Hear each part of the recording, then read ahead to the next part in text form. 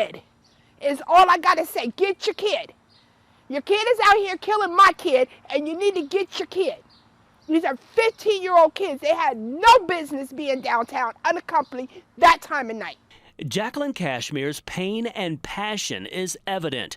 Emotions on full display when we spoke with her following a deadly shooting at Bicentennial Park last year. A teen gunned down, a crime that still has not been solved. Get your freaking kid. Get your kid. Get him. Casimire has been a foot soldier on the streets of Columbus, pushing for peace and answers in countless cases.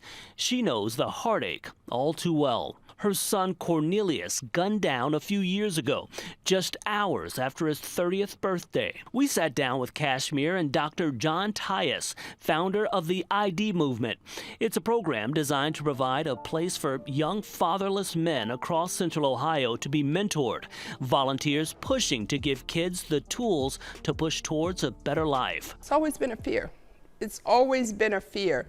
And if there is a mother out here who has a young child, a young teenager, a young man who is not in fear of them dying, please check yourself. Dr. Tyus, I mean, hearing her story, painful story, I know this is kind of a bit about what you're trying to prevent. Kind of tell us about your organization and what you guys do. So the ID Movement is an organization that really focuses on fatherless young men, mentoring fatherless young men. It came about actually from a pain point of my own. I grew up here, right here in Columbus, Ohio, to a fantastic mother and fantastic father. But at the age of 8, my dad had colon cancer and he passed away. And so I dealt with the same issues of growing up without a father, even though it was a different type of situation. And Jacqueline, I know that you're all about, responsibility. You mentioned that, get your freaking kids. You're kind of known that passion. Yes. Where did that come from? I remember a few years ago we spoke with you, well, last year as a matter of fact, at Bicentennial Park following the shooting, fatal shooting of a young teenager. Yes, I just got so angry. The news crew was at her house.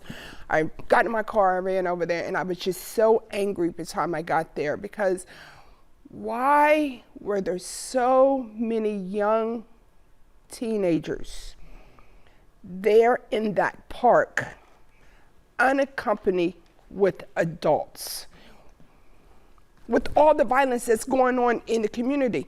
When my kids was coming up, yeah, that may have happened.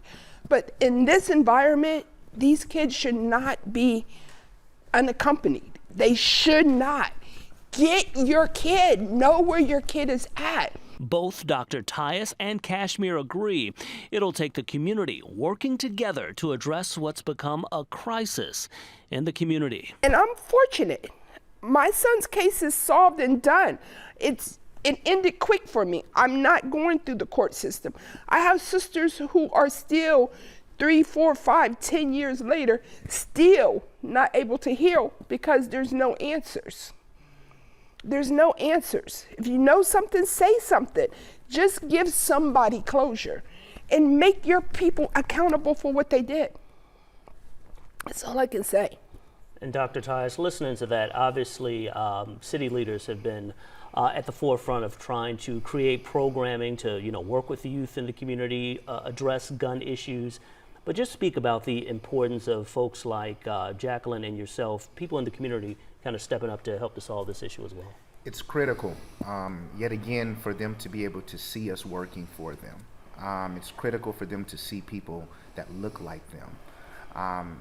And a lot of it is they live in certain environments that don't foster the sense of self. And it's important that we all come together, collaboration, collective effort, because what I've seen a lot is different agencies work by themselves, but we have to work collectively because we're all trying to solve these problems. So we have to work together to try to solve the problem here, and I think that's critical. I think there needs to be things that are built where all of us know everyone in the community, so we can all jump on each other's back and be able to solve this problem that we have in the community, because it's a problem. And I'll kind of wrap this up a bit. Jacqueline, with you, just final words as to, what do you think can be done? What do you think should be done to address these issues that we've been saying? What can be done?